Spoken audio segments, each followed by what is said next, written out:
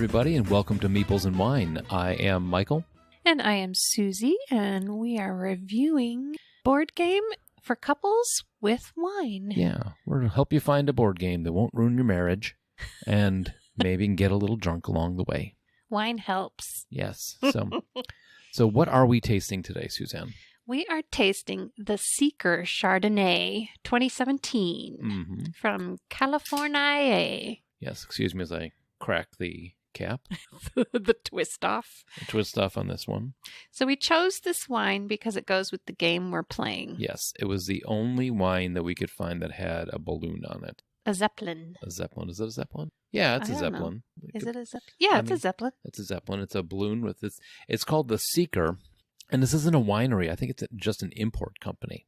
Oh, really? Yeah, because all their wines are the Seeker. I looked to see like what their wineries were like. They just import stuff and bring it to the States under the label the Seeker. Because it's California. There's California ones too. But they have a bunch of imports. The grapes are 100% Chardonnay grapes. Fermentation is in stainless steel barrels, which is not my favorite way to make Chardonnay. I prefer it in the oak usually, but we'll see. Yeah, it says global wine brand brought to wine lovers by a family company with 75 years of importing experience. Okay. So it's not a winery, it's an import company. And they have, along with the Chardonnay, maybe it's both. They've got a Pinot Grigio, a Sauv Blanc, Riesling, Rosé, Pinot Noir, Cabernet Sauvignon, Red Blend, and Malbec. Okay. So I'm not seeing a lot of this, but Chard doesn't usually. This is only 13.5. Actually, that's pretty good. Yeah. Looking at it, we've got a nice gold almost Yeah. look to this one. Like a medium gold. Yeah. So it's like a deep yellow. Deep yellow color to this one. Aroma? Ooh, smells nice. Smells like a good Chard. What do you think? Delicious. Delicious. Is that a flavor? It is. It's my flavor. It's not very, it's not, I wouldn't say it's citrusy, but. No. More like floral. Floral? Maybe more like vanilla and cinnamon. Yeah. Not cinnamon. Vanilla and spices. I mean, there is a nose to it, but it's not real strong. Yeah. So now the taste. Okay. What do you think? I think I like it. Yeah, well, the description they give on it is pineapple, almonds, and pear with citrus notes to crisp, refreshing. I don't think it's as crisp as they think it is. No. I wouldn't describe it as crisp. It doesn't have like a tartness for a crisp finish. But to me, a Chardonnay should taste buttery. That's my preferred. Well, wait, I take that back. I get a little bit of tartness off that second sip. Pineapple? I could No. Don't think so? I mean, a little bit maybe with the acidity to it. If you think about it, you actually do get an almond flavor to it. Yeah, almond. I know. I don't know if I like it or not. I kind of like it. I mean, it's not like the best Chardonnay in the world, but it's not bad. We're both partial to oak barrel. For a stainless steel, it's pretty good. Stainless steel fermentation? Yeah. Usually I don't like them. No, it is better than normal for, I mean, it's got a lot more body than the... Yeah, that's what I would say. Usually the stainless steel tastes like thin and bright, and this is more... This has got a heavier mouthfeel. Yeah. And I don't want to say duller tones to it, but it doesn't have that brightness like you were talking about. It doesn't have as much it's acidity. more of a richer tone. But yes, it describes itself as elegant and well-balanced. Our Chardonnay offers aromas of ripe pineapple, golden apple, Anjou, pear, and guava, with hints of vanilla and baking spice. Oh, there's a vanilla. Tastes more like a Chard than most steel barrel one would be. So if you're going to do a steel Chardonnay, steel fermented Chardonnay, then the Seeker. Pretty good. The Seeker wine, yes. And this week, we are talking about Quicksilver, the game. Dirigible, not the Kevin Bacon movie.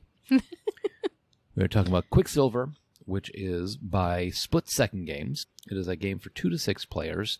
They say it takes about 30 to 90 minutes to play, depending on how many players you have. Yeah, our game went pretty quick with only 2. Split Second Games, based out of Skokie, Illinois. Oh, that's nearby. Yeah, well, yes. Sort of. In the grand scheme of things, Skokie is nearby us. It's in the state yes. that we are in. They no longer publish games, though. They only had 2 games, and one of which was the Quicksilver game that we are talking about right now. So, But that game designer, Paul Imbeden, that sounds familiar. He must have done more just the two. no, at least on Game Board Geek, this is the only game to his name, along with the artist Randy Field, who actually did a really good job of giving that like 1920s like feel to the game. Mm-hmm. Like you can almost sense like the crowds. You have the announcer, "Hey, they're all up in the air right now," with a big megaphone thing. Well, when they thought that the dirigibles were going to be a big deal. And this currently has a fun score. I don't know what they call it on Game Board Geek. I'm just calling it the fun score. 6.1 out of 10. And a weight of 1.86 out of 5. I would agree with that. It wasn't complicated, but the rules kind of read complicated until you start to play and then you're like, oh, this is not that Yeah, hard it's one of those to games learn. that makes more sense once you start playing it. Well, because part of it is the cards have different rules written on them. The cards have two different actions, but we'll get that in a second. Yeah. The gameplay itself. First off, you start your velocity. Everybody has a velocity and armor meter. So your velocity goes from 0, 1, 2 to 3. And that also determines how many dice you roll. Right. 1. So if you're at 1, you roll 1. You roll 2, you roll 2. 3, you roll 3 dice. And that allows you to make more moves the faster your velocity, obviously. Right. Your dice, when you roll the dice, it tells you how many spaces to move. Now, the catch is, if you hit what they call the danger zone, which is velocity 3, you lose 2 cards in your hand because you have less control of everything that's going on. And there's obstacles on the board that you could run into that would then damage your ship. You go to velocity 3, you lose 2 cards because on each card you have an action and then you have a point value. So the action can be bad form was one of them, where you can cancel out another person's move by playing the bad form card. Basically like a counter spell in Magic. No, you can't do that right now. Or you can have attacks where you can do ranged attacks on people, or sabotage where they lose 2 cards out of their hand. Or there's a number on the card which will be 1, 2, or 3. I think that's as high as it went. That's as high as I saw when we were playing. And then you can take that number and add or subtract it from your die roll. And that is important because if you have velocity 3, they have special dice that only go up to 4. Yeah, there were like 2 2s and 2 3s on each dice. They bell curve the dice. They're 6-sided dice, but they're, weighted for 2s and 3s.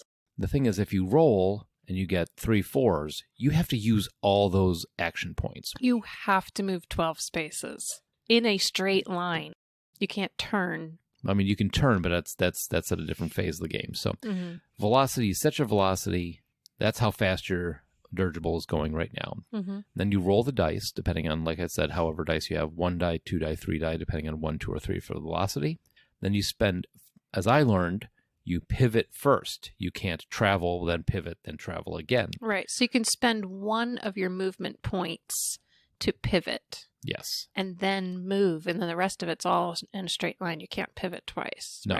Right. So pivoting means, this is a hex-based game. So the map has got hexes on there. So pivoting, you take from whatever direction you're in, and you can move 60 degrees in either direction with no penalty, or 120 degrees in either direction, but then you take armor penalty from that. Right. If you try and turn too fast, you actually damage lose some of your armor. Right. And you can't turn more than 120 degrees. Right. You can't do a full 180, and you only have 4 points of armor anyway. Then you move, use all your movement points. So again, because dirigibles and Zeppelins are not known for braking ability, you move all your spaces in a straight line. And you could run into a mountain, you could run into another balloon, you could run into a cloud, in which case your next roll you get half the movement points because you're in the clouds and can't see anything. You can also run into a minefield, which does 1 point of armor damage but does not slow you down. Right. You could run into turrets, which are mounted on the mountains around there also, which do... Well, they have like ranged attack that automatically attacks you in what? Three Three hexes. 3 spaces? Yeah. So 3 hexes, the turrets automatically attack you for attack value of 5. Now, that plays into combat between your balloons. If I decide that I'm going to attack Suzy's balloon with a ranged attack another balloon within the 6 spaces of each other. I roll 2 dice, Suzy rolls 2 dice. Whichever one is higher wins, but you can also chip in cards to increase your point value on that. Oh, I forgot about that. The point value can always go towards your dice rolls. Yeah. Even with the attacks. We didn't do that. I did that. That's why I always won my dice rolls. You added I don't remember you adding cards in. Your dice rolls were always higher than mine anyway. Yeah, I always did it. I did it like 2 or 3 times. You did? Yeah. Sneaky. I had beer. I didn't notice. If I'm doing something to the rules. Now, all in all, Quicksilver has the potential to be a fun game. Yeah, with 2 people, it kind of was boring. The point of the race is you have to get to each of the, what do they call the points? So there are, what do you call them? Rally points. I don't even know. Not a way station. I don't even know. But little points on the map. You have to go around them either clockwise or counterclockwise.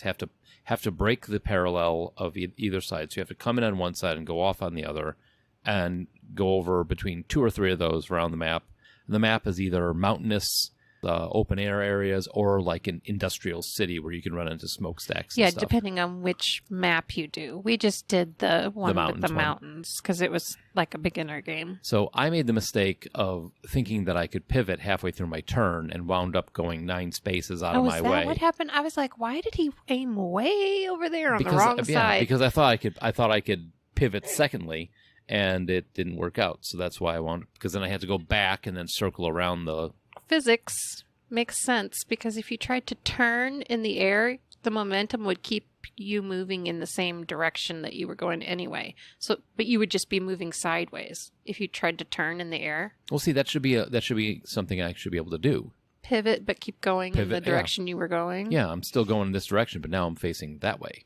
I guess. I don't know. There's some house rules that can be done with this one. Mm-hmm. I think because after I made that mistake and overshot the first rally point, mm-hmm.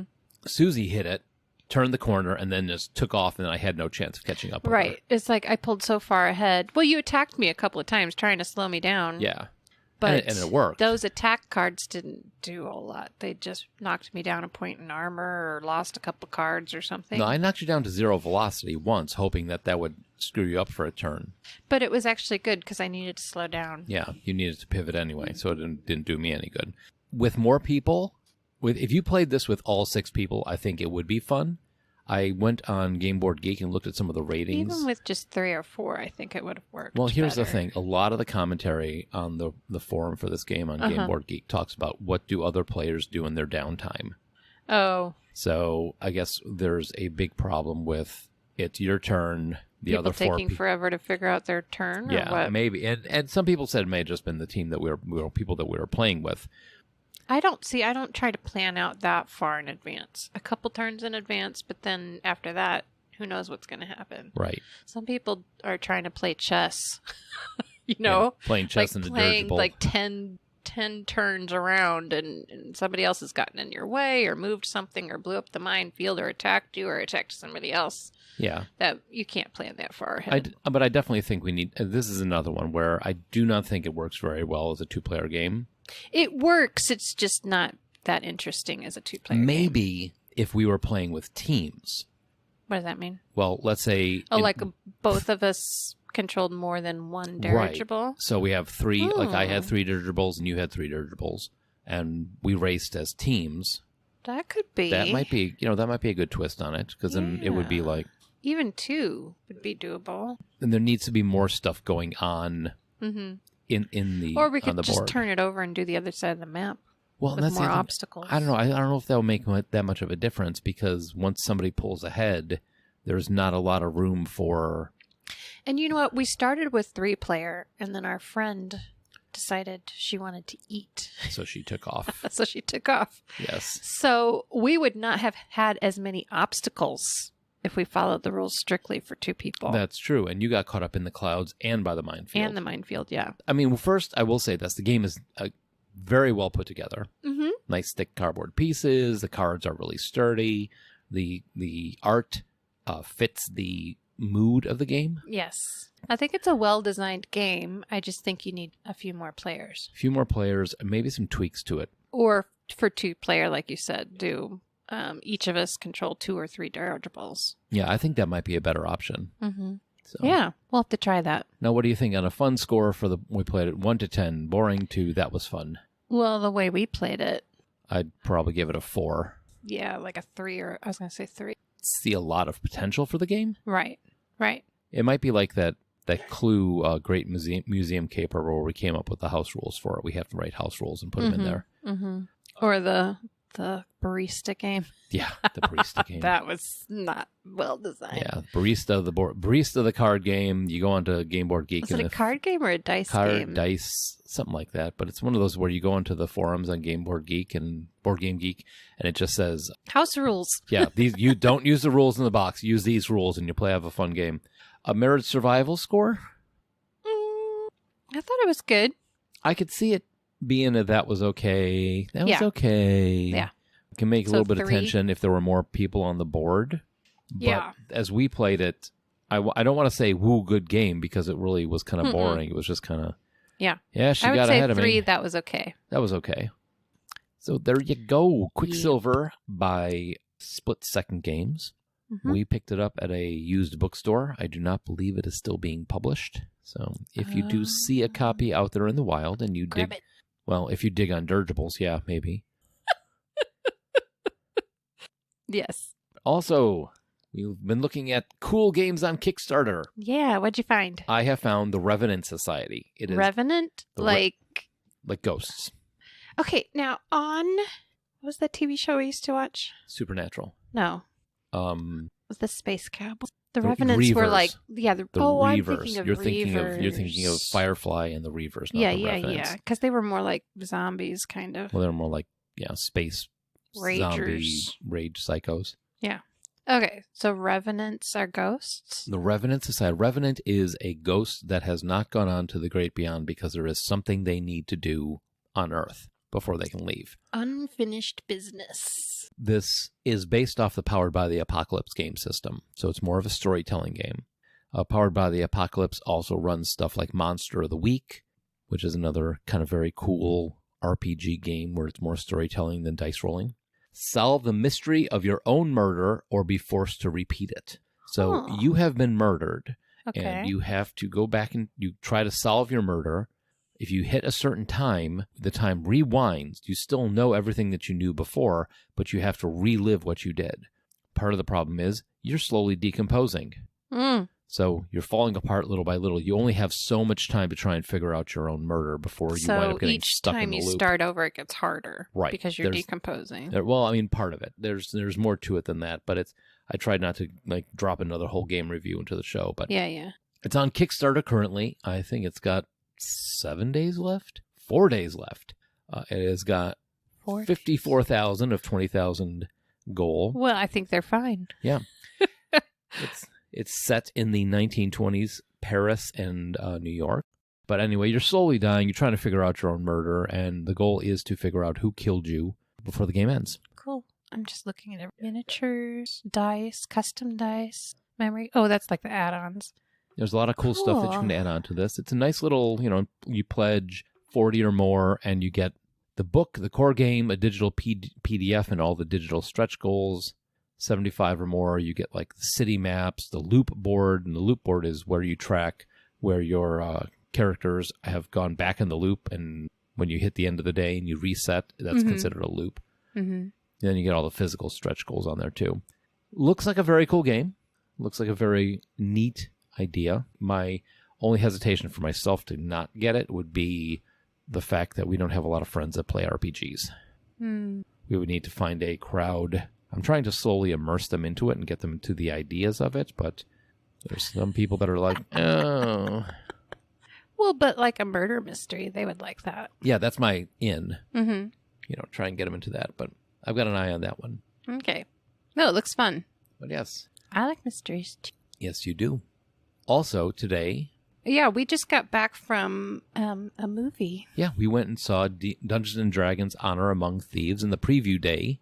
So thanks to Amazon for letting anybody who had Prime see that early. We went and saw it, and we are going to do a special show. All about it. Just talking about this game. Talking about the movie later on this week. To remind you also, we are going to be at the Midwest Gaming Classic, March 31st to April 2nd. We are going to be there April 1st at 3:30 at the bonus stage. We're going to be doing a little Q&A, do a game review of something that we picked up on the dealer floor and then do a wine tasting lesson. Teach you guys how to taste wine. And then there might be some other cool stuff that we might be giving away also. Yes, which we still have to put together. I know, right? If you want to let us know that you're going to be there or you have a game that you want us to look at, please let us know on Facebook, Twitter, Instagram, or on our SpeakPipe voicemail. Yes, on Facebook, Twitter, and Instagram, we are at Meeples and Wine. And meeplesandwine@gmail.com is our email address. Mm-hmm.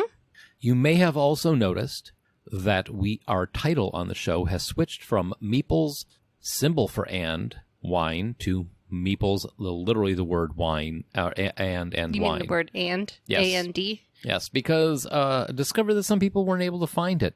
Because they typed in Meeples and A&D wine instead of the symbol. Instead of the ampersand? Ampersand, yeah. People were getting... They were getting sorry, confused. this show does not exist. Oh. But yeah, if you like the show, if you enjoy the show, definitely share it with a friend. Yes, that's the best thing you can do for us. Share it, share it, share it. Share it, like it, love it, comment. All the things. I had a call out. Hang on here. I want to call out to our number 2 nation of followers. Number 2 nation? Yes, right now, since we are in the States, we know a lot of people here. Our current number one viewers is the United States. United States. Romania, you rock. They're number 2. They're number 1 behind our own country. And then France. Want to give a call out to all of our new listeners out there, all the way down to Brazil, Finland, Croatia, Singapore, India, Belgium, Nigeria, Canada, I guess. Blame Canada. But yeah, to all you listeners all across the United States, yeah, I mean, across the U.S. and across the world, that voicemail line works everywhere. Yeah. It's not like a phone line. You can just tap that and leave us a voicemail, and we would love to hear how you found the show. If you're not, yeah, let us know how you you found the show. Know us personally. Yeah, you're not our moms. How did you find the show? And tell us what you think. I mean, come on, Romania, step it up. France, come on, get us a little bit. Wants a little of that French attitude from you guys, and let us know what we think to do better. Okay. In the meantime, we will be back next week with more games and wine. And we'll see you real soon. Bye-bye.